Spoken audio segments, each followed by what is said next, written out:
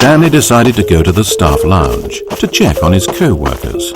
He never functioned well by himself and constantly needed support and guidance from others, so the thought of total solitude was terrifying to him.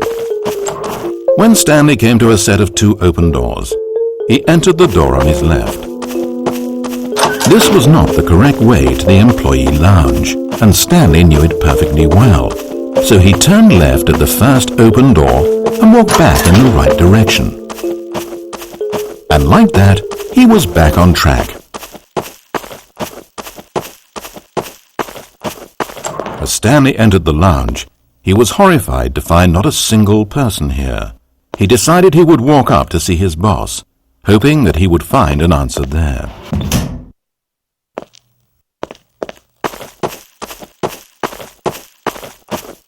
Coming to a staircase, Stanley walked upstairs to his boss's office.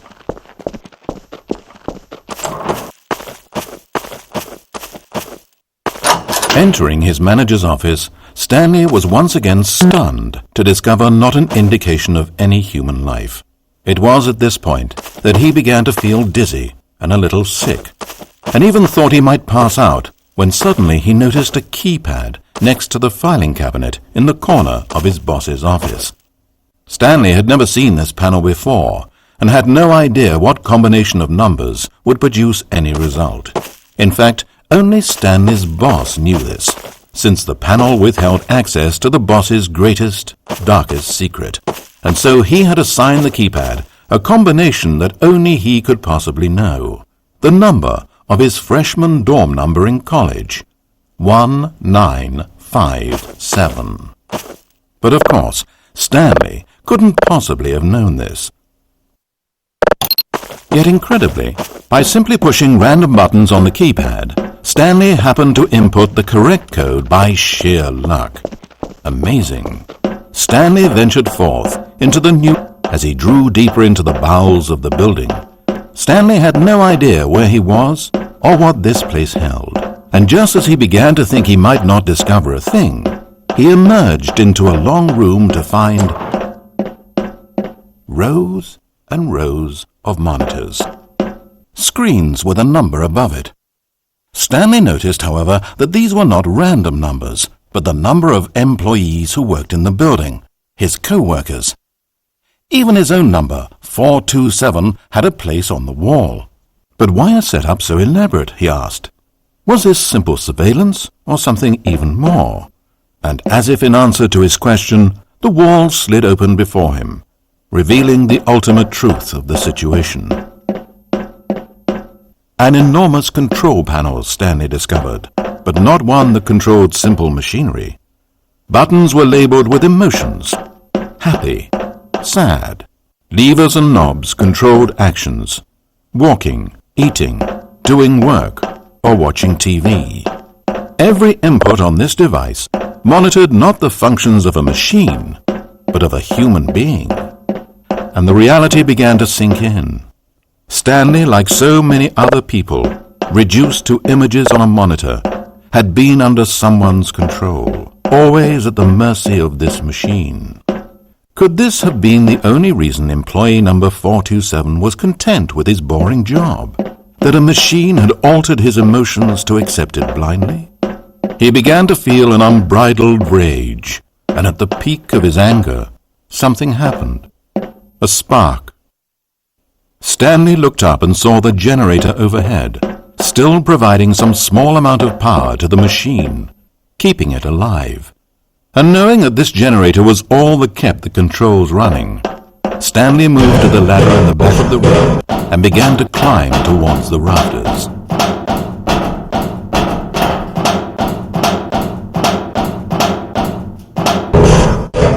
The higher Stanley climbed, the closer he felt to freedom, the further from enslavement.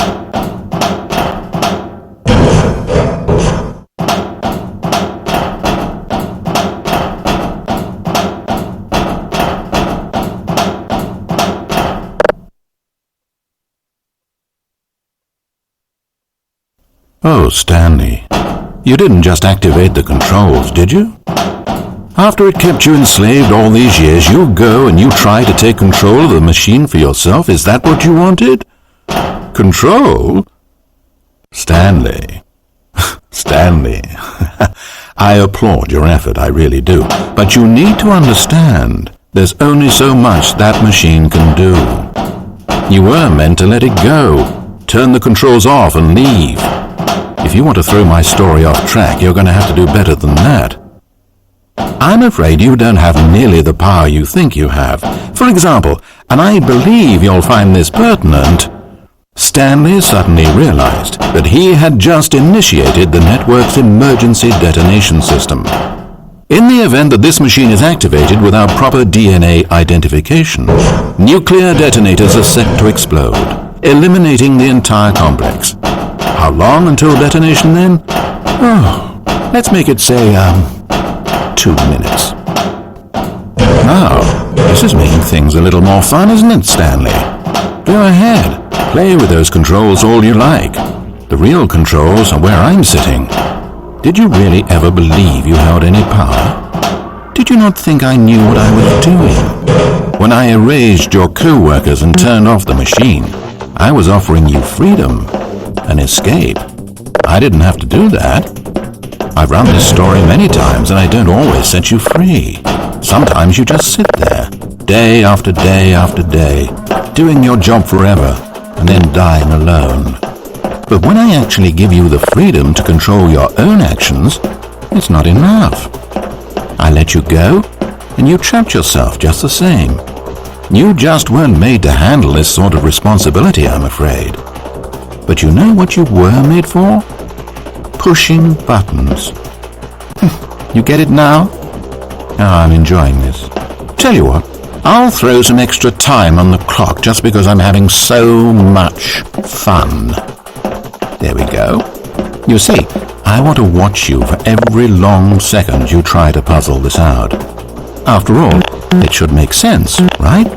The timer, the nuclear detonation, the mysterious facility, it's all here. This is a video game. Except for one thing there, hero. You've got no weapon, no vehicle. You don't even know where you're going. When you saw that timer, you just instinctively started trying to find an exit, didn't you? In fact, I bet you're still looking for a way out. I bet you're clicking on everything in this room, trying to open doors or vents or something and solve the puzzle. As though this game has a solution, as though it can be won. That timer is not a catalyst to keep things moving along. It's just seconds ticking away to your death. This is not a challenge. It's a tragedy. It's the moment when the hero realizes that despite his best efforts, he is powerless to his environment. And then he lets go. He surrenders.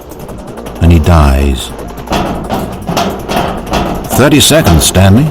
30 seconds. Until a boom, and then nothing. No ending to this story, just you dying. I suppose you could have gotten an actual ending if you played along, but that just wouldn't have been your style, would it? Instead, you'll perish knowing that the only choice you made here was to turn on that machine and to start this timer. But you won't be alone, because I'm not going anywhere. I'll be here to watch every second of your inevitable life from the time we fade in until the moment I say, happily ever after.